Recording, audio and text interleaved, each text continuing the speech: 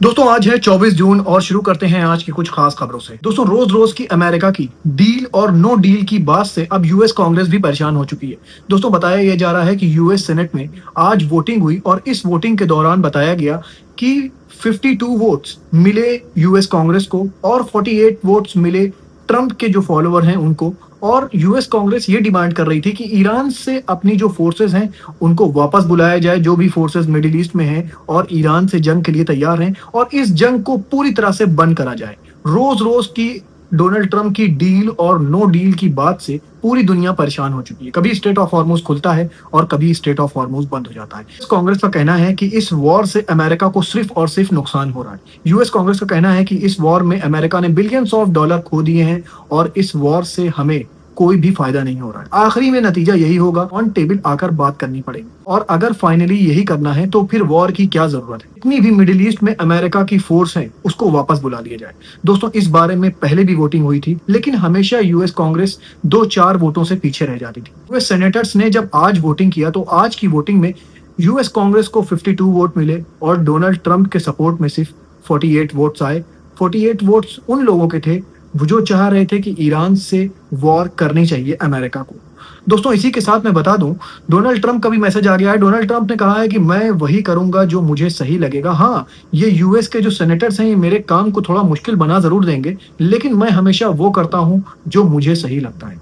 देखिए दोस्तों इसमें क्या होता है आगे, क्योंकि आपको एक और मैं खास बात बता दूं, ये जो यूएस कांग्रेस के लोग हैं ज्यादातर इसमें डेमोक्रेट्स पार्टी के लोग हैं और जो डोनाल्ड ट्रंप की पार्टी है वो रिपब्लिकन पार्टी है। तो हमेशा क्या होता था, डेमोक्रेट्स हमेशा हारते थे और रिपब्लिकन पार्टी हमेशा जीतती थी, क्योंकि दोस्तों ये पार्टी पावर में है। लेकिन आज की वोटिंग में चौंकाने वाली बात ये हुई कि डोनाल्ड ट्रंप के पार्टी के 4 सेनेटर्स टूट कर आ गए हैं यूएस कांग्रेस की तरफ और उन्होंने इस वोटिंग में ये माना है कि इस वॉर को रुक जाना चाहिए। इसी वजह से अब की बार यूएस कांग्रेस को 52 वोट मिले और डोनाल्ड ट्रंप की पार्टी को 48 वोट मिले। यूएस कांग्रेस से लेकर पूरी दुनिया परेशान हो चुकी है रोज रोज की न्यूज सुन के कि आज डील होने वाली है, आज डील नहीं होगी, अब हम वॉर स्टार्ट कर देंगे, अब हम ईरान पर स्ट्राइक करेंगे, अब हम स्ट्राइक नहीं करेंगे। इस तरह की बातों से अमेरिका से लेकर दुनिया के हर एक कोने में लोग परेशान हैं और यूएस कांग्रेस चाह रही है इसका परमानेंट इलाज।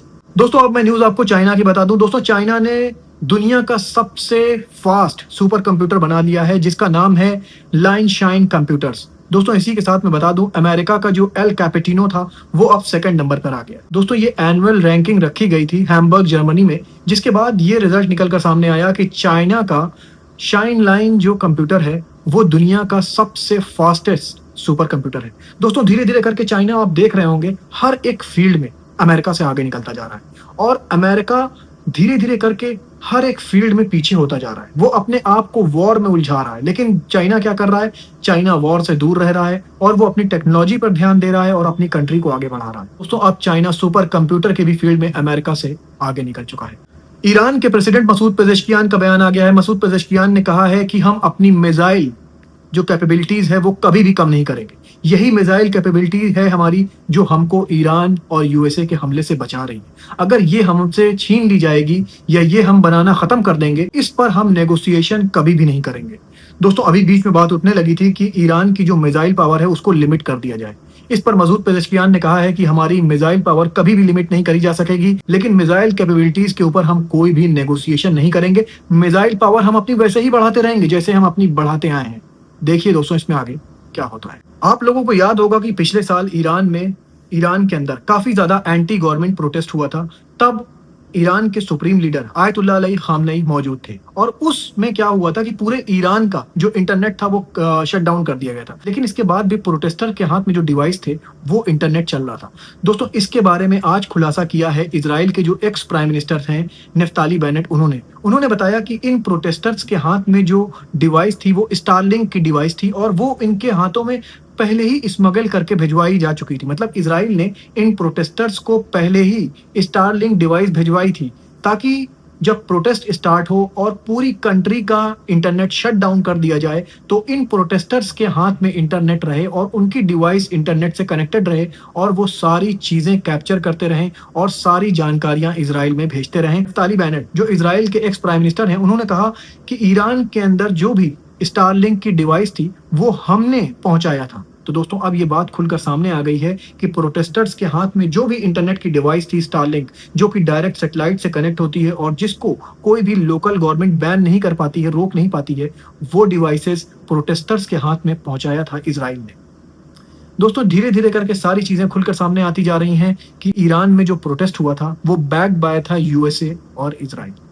दोस्तों इसी के साथ मैं बता दूं, ईरान ने अपना गदीर नाम का मिसाइल आज टेस्ट किया है जिसकी रेंज बताई जा रही है लगभग 4,500 किलोमीटर है। दोस्तों इससे पहले ईरान ने जो डिस्क्लोज किया था अपनी मिसाइल की रेंज, वो बताया गया था कि ईरान के पास लगभग 2,000 किलोमीटर की मिसाइल रेंज है। लेकिन अब बताया जा रहा है कि ईरान ने आज जो मिसाइल टेस्ट किया है जिसका नाम गदीर है, उसकी रेंज लगभग 4,500 किलोमीटर है।